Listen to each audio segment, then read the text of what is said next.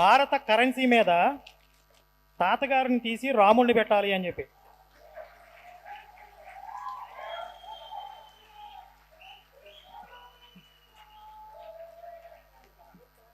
ఎందుకంటే స్వాతంత్రం కోసం పోరాడిన వాళ్ళల్లో స్వాతంత్ర సమరయోధులు చాలామంది ఉన్నారు. తాతగారి కంటే గొప్ప త్యాగమూర్తులు ఎందరో ఉన్నారు.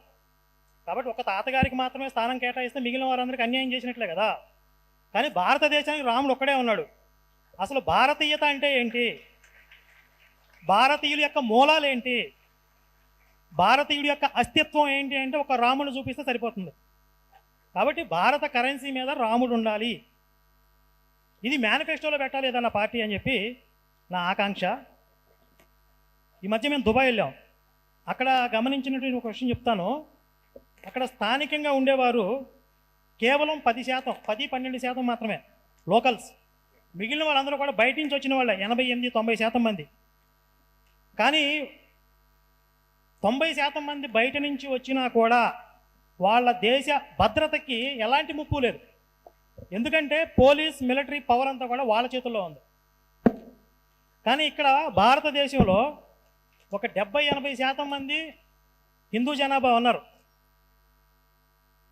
70-80% మంది హిందువులు ఉన్నారు. కాబట్టి ఈ దేశం హిందువుల చేతుల్లోనే ఉంది అని ధీమాగా మనం గుండె మీద చేసుకుని నిద్రపోయే పరిస్థితి ఉందా? లేదు. కాబట్టి మంది లిబరల్ హిందూ కంట్రీగా ప్రకటించాల్సిన అవసరం ఉంది. లిబరల్ హిందూ కంట్రీ అంటే మతోన్మాద మూఢత్వం కలిగినటువంటి హిందుత్వం కాదు. మేము ఇతర మతాలని, ఇతర సంస్కృతుల్ని స్వాగతిస్తాం, గౌరవిస్తాం.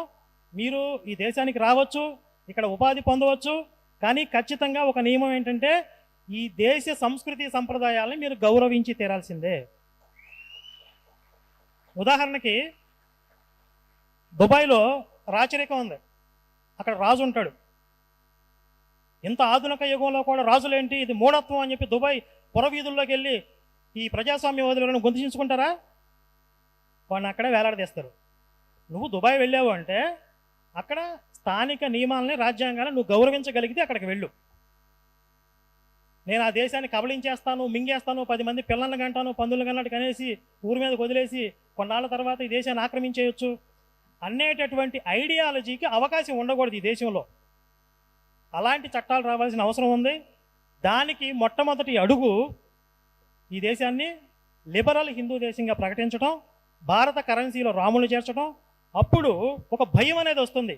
ఎవరికి పడితే వాడికి రాముని దూషించవచ్చు, రాముడిని నానా మాటలు అనేసేయచ్చు, ఇది వాక్ స్వాతంత్రం కిందకు వస్తుంది అనేటటువంటి ఫ్రీడమ్ ఉండకూడదు. ఏ రోజైతే ఈ దేశ మూలాలకి, అస్తిత్వానికి పునాది అయినటువంటి రాముణ్ణి, కృష్ణుణ్ణి దూషిస్తే వాళ్ళ తల ఎర్రకోట దగ్గర ఎగురుతుంది అనే భయం వచ్చినప్పుడు మన దేశం యొక్క ఆత్మగౌరవం అనేది నిలబడుతుంది. జై శ్రీ.